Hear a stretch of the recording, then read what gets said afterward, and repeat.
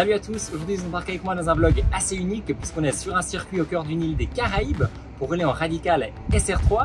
C'est l'occasion parfaite pour partager mon expérience mais aussi vous faire vivre les différences et similarités avec le Sim Racing puisque c'est une voiture qu'on retrouve aussi dans Air Factor 2 et Assetto Corsa. Et on est précisément sur le circuit de Bushy Park, un circuit qui appartient à la famille de Zane Maloney, un pilote F2 et un circuit qui est classé en coefficient de grade 4 parmi la catégorisation des circuits. Donc ce sera un circuit assez rapide qui sera intéressant de faire avec cette radicale, une voiture que j'ai eu beaucoup de plaisir à rouler jusqu'ici en Sim Racing. Je vous partagerai un peu plus tard mon expérience là-dessus. Allez, une petite partie avec moi dans cette aventure.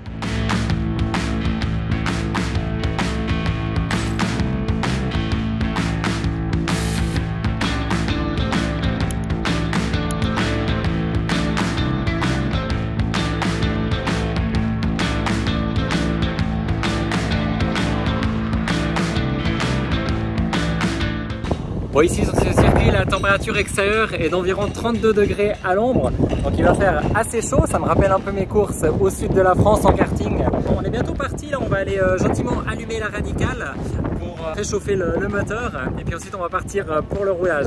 Pour le moment il n'y a vraiment personne sur la piste, donc on sera vraiment seul au monde.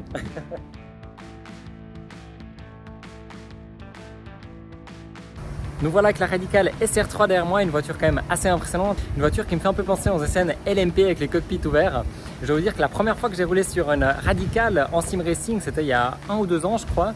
J'ai été super impressionné de l'accélération et je me suis même demandé si c'était une voiture qui roulait en vrai. Et je suis tout de suite allé voir sur YouTube pour confirmer ça, donc c'est une voiture quand même assez folle. Je me réjouis de la conduire en vrai, cette SR3.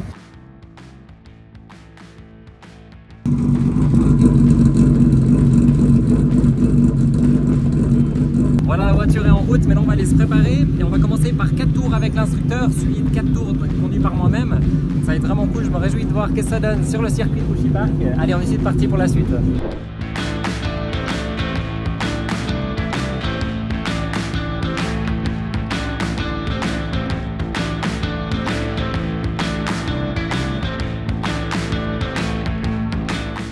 Et alors déjà, comme je vous le disais, on commençait par 4 tours avec l'instructeur, qui est d'ailleurs pilote en championnat radical là-bas. Donc autant dire que tout de suite, la chauffe des pneus et de la voiture était maîtrisée et impressionnant. Ça m'a bien secoué. On se rend peu compte de ça et de la vitesse en vidéo, c'est juste un peu dommage. Mais c'était vraiment cool d'être passager pour se familiariser avec le circuit, la radicale et ses freinages. Son accroche, surtout que le pilote a tout de suite attaqué dès que la voiture était en température, quitte même à aller aux limites. Le voyez là à l'écran. Erixia, c'était une expérience extra, même pour moi qui roulais en compétition de kart. La voiture m'a bluffé avec un pilotage très réactif, le châssis rigide et un freinage vraiment fort, impressionnant. La voiture est un peu baladeuse et à la recherche de limites demande vraiment d'oser flirter entre adhérence des pneus et aéro, ce que j'avais jamais ressenti avant. Et ici on comprend vite que c'est une voiture créée et taillée pour la course de par son rapport poids-puissance et son aéro super efficace, une radicale quoi. Et je pense qu'avec des pneus tendres ça doit être d'autant plus bluffant. Et ensuite après un bref passage au stand, se mettre à son volant après juste ses tours, et bien vous l'imaginez c'était assez dingue. C'est très différent du karting ou du roulage en GT. Et je vous montre brièvement quelques passages de mes tours que j'ai bien sûr pu améliorer au fur et à mesure malgré le timing, sans toutefois prendre trop de risques bien sûr.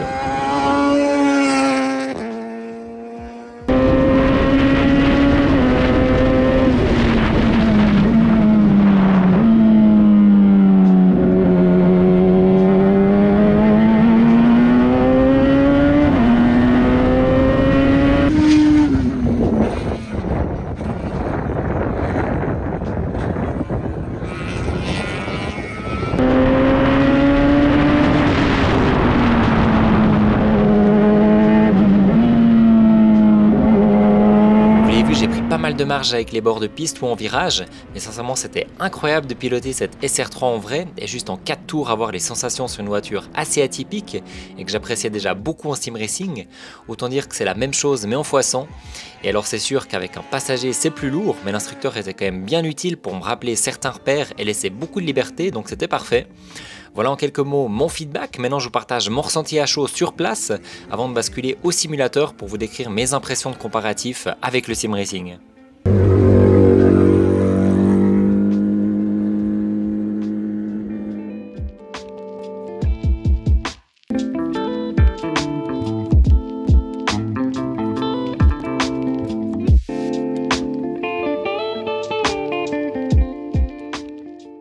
Voilà, je viens de terminer le roulage avec la Radical SR3. Et bon, mon ressenti à chaud, que dire, c'était vraiment incroyable. C'est une expérience folle hein, avec une voiture qui est quand même vachement puissante et qui a surtout un gros aéro, des bons freins. Donc vraiment impressionnant à rouler avec. C'est autant impressionnant qu'en sim racing. Donc voilà, ça me confirme ce que je pensais déjà à l'avance quand je roulais déjà dessus sur Air Factor 2 ou avec sa grande sœur, la SR8 sur iRacing. Donc voilà, maintenant on va repartir sur Simu virtuel hein, à la maison. Donc entre temps, je vais rentrer les Caraïbes tout simplement. Et puis je vais vous faire la suite de ce vlog sur simulateur. Allez, c'est parti! Bon allez, nous voilà de retour au Simu. Alors c'est une ambiance assez différente de l'île sur laquelle on était, où il y avait plein de belles choses à voir et à faire. Mais je dois quand même vous avouer que le sim racing ça m'avait manqué parce que j'avais plein de choses à tester à mon retour. Et bien sûr cette Radical SR3 avec laquelle on va faire un comparatif réel virtuel. Et pour ça on va plonger en jeu sur Air Factor 2.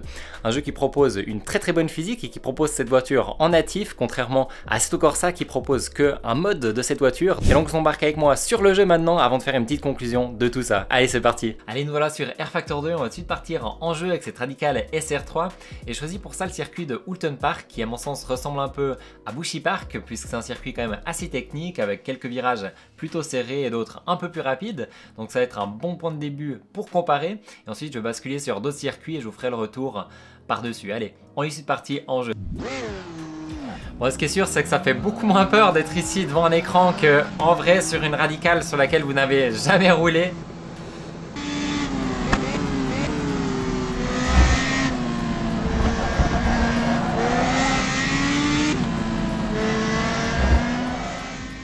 Bon, et avant de faire un retour un peu plus complet, je dois vous dire que je retrouve tout de suite la patte de la Radical, que ce soit dans le volant ou dans la physique de la voiture, même si je vais quand même devoir aller augmenter un petit peu le force feedback parce qu'en vrai il était plus fort que ça. Et ouais, je suis assez impressionné, je dois vous dire, déjà sur ces premiers virages.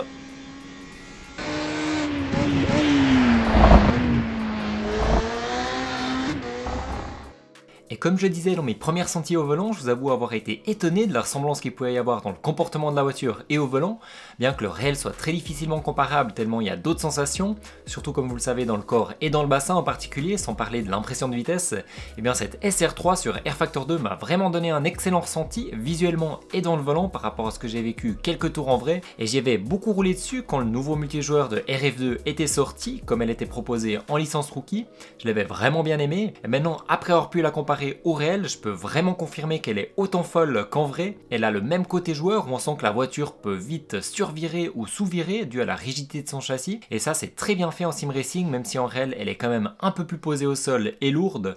Même si je suis sûr qu'avec quelques réglages on doit pouvoir améliorer ça.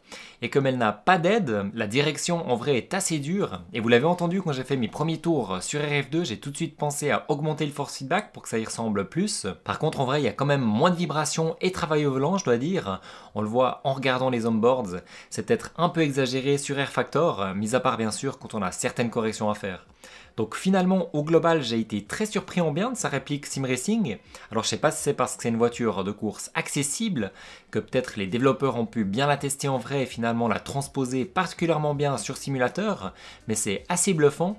Et donc ce comparatif fait assez sens finalement et je suis super content d'avoir eu la chance de le faire et piloter cette Radical en vrai. Bien sûr, tout ça reste un avis personnel et peut-être que certains pilotes trouveront qu'elle ne ressemble pas du tout à sa version Sim Racing, mais en tout cas de mon point de vue, elle a vraiment beaucoup de points communs assez intéressants. Et c'est cool de vous partager ça ici. Voilà, avec cette magnifique Radical SR3 à l'écran, on arrive au terme de cette vidéo. Une vidéo qui était mi-vlog, mi-sim racing. J'espère que ça vous aura plu. Et si c'est le cas, n'hésitez pas à vous abonner et mettre un like, ça me soutient énormément. Et d'ici la prochaine vidéo, je vous dis à bientôt. Allez, ciao!